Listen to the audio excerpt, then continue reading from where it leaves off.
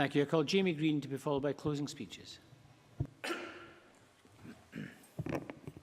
Presiding Officer, I joined this Parliament having had quite a wide and varied life and career experiences, and the majority of which have been very happy and positive ones. But like many, I have come across and also experienced a wide range of prejudices. As a young man growing up in the west of Scotland, sectarianism was fairly rife in our communities. Whilst I didn't understand what the murals on the walls at the end of the gable meant, I did know that in one street you wore green and in another you wore blue, and God forbid you get that wrong. When I went to high school, I discovered that being called gay wasn't a compliment. There were virtually no ethnic minority students in my school, and I used to wince on the way home as I heard the abuse that the owners of the local convenience shop had to endure day in, day out. So naturally, I thought as I move into adulthood that life would be different, because adults know better, right?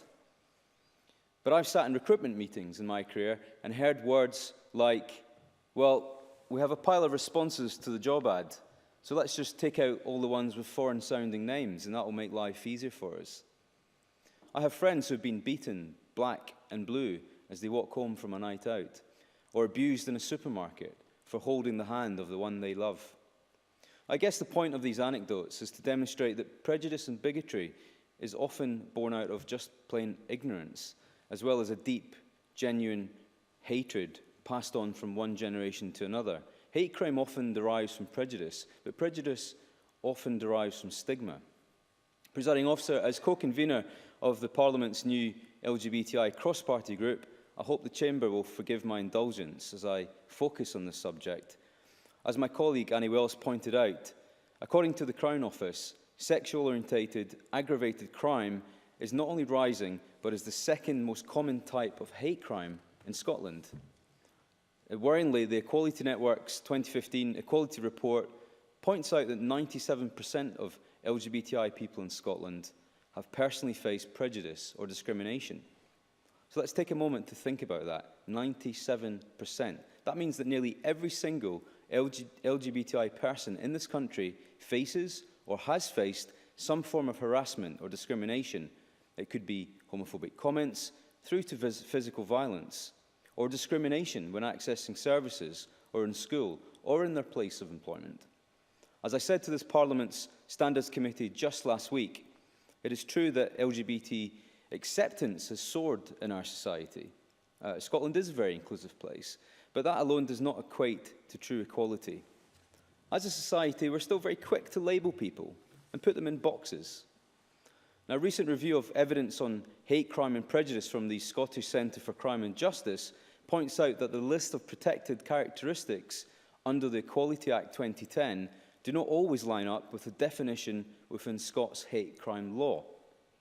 So as policymakers, our task is quite complicated. It's more difficult than just making a list of people not to discriminate against. When we categorise people, even to protect them, we are attributing labels that cannot, in their very nature, be applied to everybody. Therefore, the language we use when discussing hate crime is very important, and let me explain what I mean by that. When we discuss, for example, how to protect minorities from hate crime, we are addressing the symptoms of prejudice. We're not removing its root causes. We must stop painting a picture that the LGBTI community, as many other so-called minority groups, are legal and cultural exceptions to the norm, but instead work towards a system of law that works for everyone by default. We must do everything within our power to drag the whole legal, educational and public service system into the 21st century. And that means not just paying lip service to these communities. So what can be done?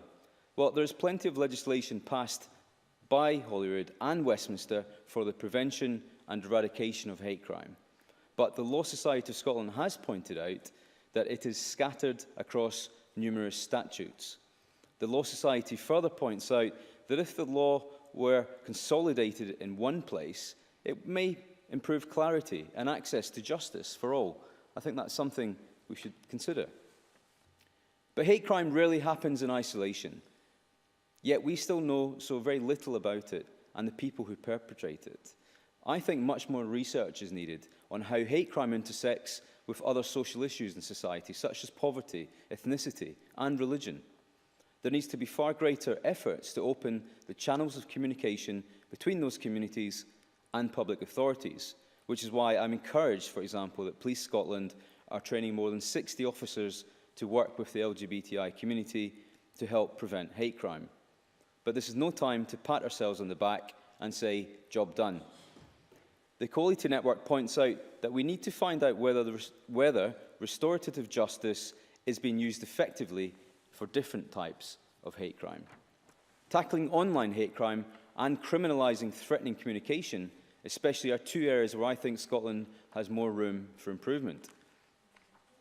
Presiding Officer, in closing, hate crime is everyone's problem.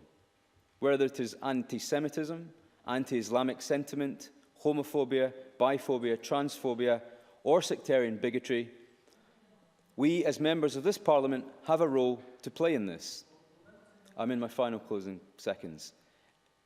We have a role to play in this in the language that we ourselves use and how we treat each other when we have political differences which give way to heated debate. And I mean both in here but also online.